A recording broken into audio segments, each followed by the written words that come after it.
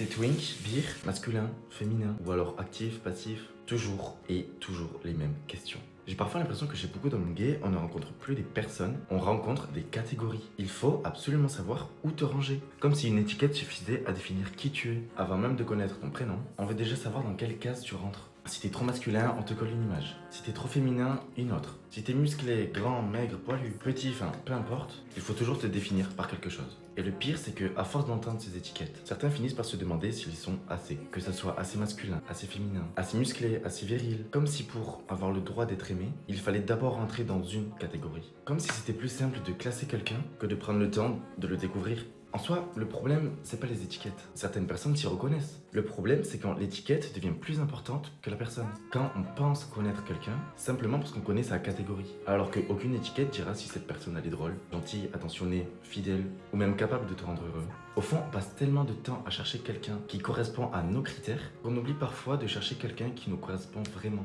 Et au final, c'est peut-être pour ça qu'on passe à côté de certaines des plus belles rencontres. Parce qu'on a regardé l'étiquette au lieu de regarder la personne.